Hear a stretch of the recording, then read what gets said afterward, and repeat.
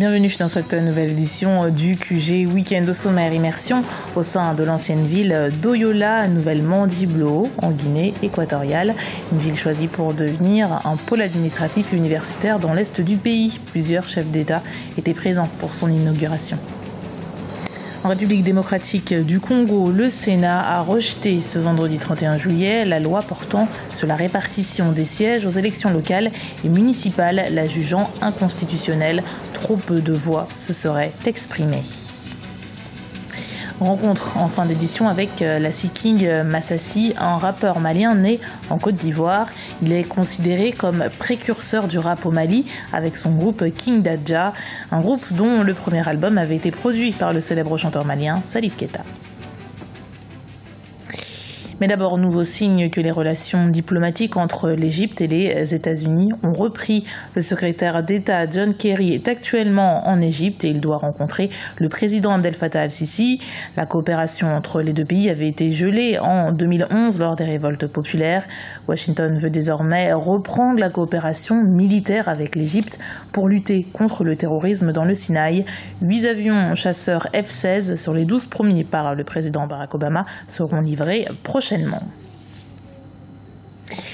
En prélude aux festivités de la fête nationale du 3 août, le président Théodore Obiang Nguema Basogo a inauguré la nouvelle ville de Diblo. Anciennement appelée Oyala, la nouvelle ville est sortie du néant au milieu de la forêt luxuriante d'Afrique centrale. Reportage de notre correspondant Serge Kofi.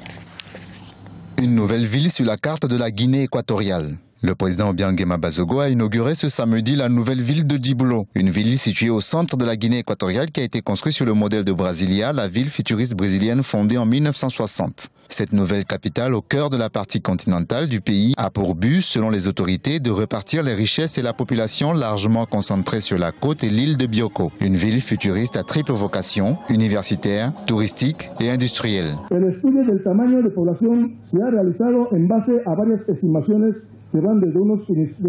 L'étude de la taille de la population s'est basée sur différentes estimations qui vont de 65 000 habitants jusqu'à 360 000 habitants.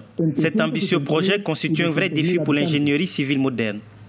Il prévoit l'exécution de 140 km de réseaux routiers secondaires et tertiaires, 127 carrefours, 7 échangeurs, 108 ouvrages hydrauliques, 220 km de réseaux d'eau potable, 10 châteaux d'eau, une station d'eau potable avec une capacité de 300 mètres cubes par jour et 180 km de récollection d'eau.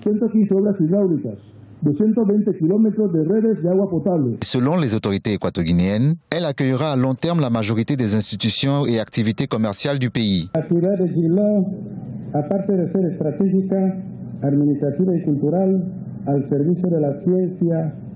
La ville de Dibolo, en dehors d'être une ville stratégique, administrative et culturelle au service de la science et la culture, sera aussi le vrai symbole et l'empreinte d'identité du régime post-dictatorial d'une Guinée meilleure.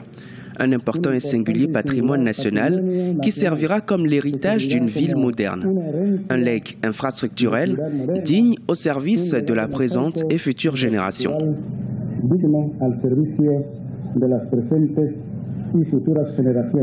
Débuté il y a 10 ans, le projet de la ville de Diblo représente le plus grand projet infrastructurel de ces 10 dernières années en Guinée équatoriale. Une réalisation qui s'est voulue exemplaire à tous les points de vue et qui témoigne d'une ambition de modernité. En République démocratique du Congo, la nouvelle loi sur la répartition des sièges a été rejetée par le Sénat ce vendredi 31 juillet. Le nombre de votes en faveur de cette loi n'était pas suffisant. L'Assemblée nationale et le Sénat risquent de faire appel à la Cour constitutionnelle pour trouver une issue à cette impasse. Awa Barkala. Le Sénat a rejeté ce vendredi 31 juillet la loi portant sur la répartition des sièges aux élections locales et municipales, la jugeant inconstitutionnelle. D'après le président de la commission politique, administrative et juridique, Sébastien Adambou, l'annexe à la loi électorale n'a pas été adoptée car trop peu de voix se sont exprimées. Sur les 108 membres du Sénat, 62 ont participé à la séance, 48 ont voté oui, contre un seul et unique non et 13 abstentions. Cette loi, elle pose un problème aujourd'hui, c'est-à-dire le problème de la faisabilité, en fait. Parce que au jour d'aujourd'hui, on a plus de 160 circonscriptions et la loi veut qu'on passe de 160 à 8000 quelque chose de circonscriptions. On n'a pas les moyens, on a les difficultés à contrôler toutes les circonscriptions Et si on passait des 160 à 8000, ça sera vraiment un chaos. Pour l'opposition, cette loi sur la répartition des sièges aux prochaines élections locales et municipales risque non seulement de coûter très cher au pays, mais également de créer des divisions ethniques et territoriales très profondes.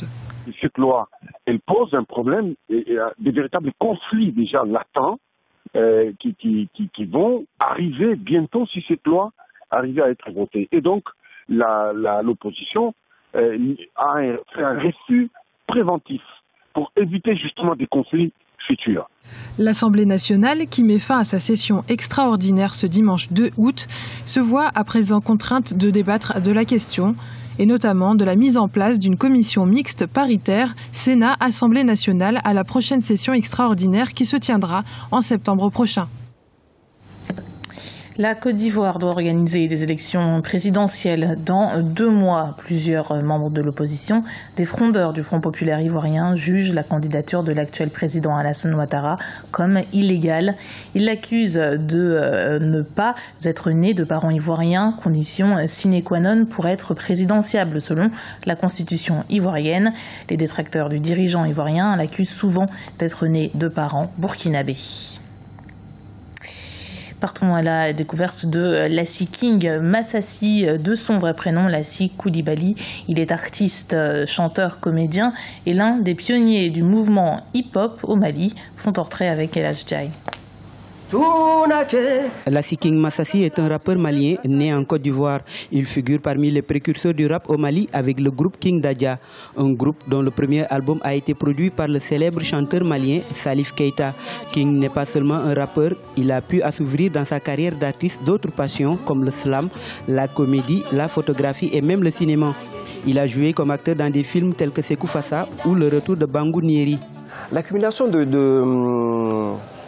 d'activité est due au fait que je n'aime pas la stagnation. J'aime pas être dans l'attente. J'aime pas. Je me dis voilà, Lassine, physiquement tu vas bien, intellectuellement ça va. Donc je me dis bon voilà, je peux faire tout ce qu'un être humain normal peut faire. À la fois poète et militant, drôle, sensible ou provocateur, Lassie King Massassi tend à l'Afrique un miroir sans concession. Son album Diamanadio a battu des records de vente dans la catégorie rap au Mali. Ses textes évoquent les tabous de la société malienne tout en s'inspirant des refrains traditionnels.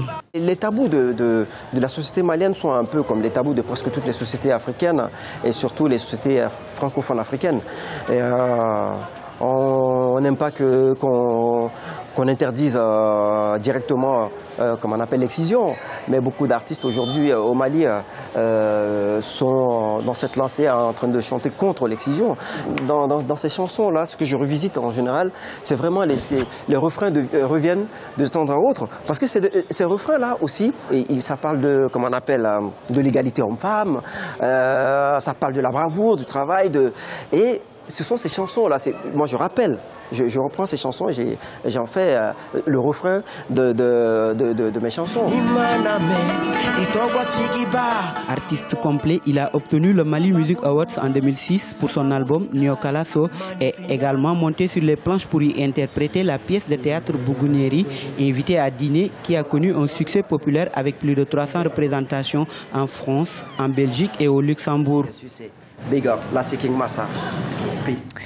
Du sport pour terminer ce journal, et c'est un match de basket historique qui s'est joué samedi en Afrique du Sud à Johannesburg. Pour la première fois, la NBA a organisé une rencontre sportive en terre africaine. La Fédération américaine de basket a opposé une de ses sélections à plusieurs joueurs africains évoluant aux États-Unis. La Team Africa a perdu 97-101, mais a porté un message bien plus important, comme nous l'explique notre éditorialiste Joseph-Antoine Bell. Il y a d'abord une première vision, c'est le fait de dire qu'on n'est pas trop loin. Donc on n'est pas trop loin. La preuve, c'est que la NBA peut arriver chez nous et donc on fait partie du même monde. C'est déjà ça la première chose. Ensuite, pour les compétiteurs, donc pour les amoureux de basket et les joueurs de basket, se frotter au meilleur est la meilleure manière de pouvoir progresser, même si on perd. On perd les premières fois, mais à chaque fois on progresse. Et donc on a la possibilité de voir de près quel est le chemin à suivre, quel est le niveau qu'il faut atteindre. Ça permet de motiver et surtout on voit quel est le niveau qu'on veut atteindre. Donc on voit très bien la différence, on la sent. C'était le journal de la rédaction. Merci de l'avoir suivi. Retrouvez dans un instant une nouvelle édition du QG Weekend sur Africa 24.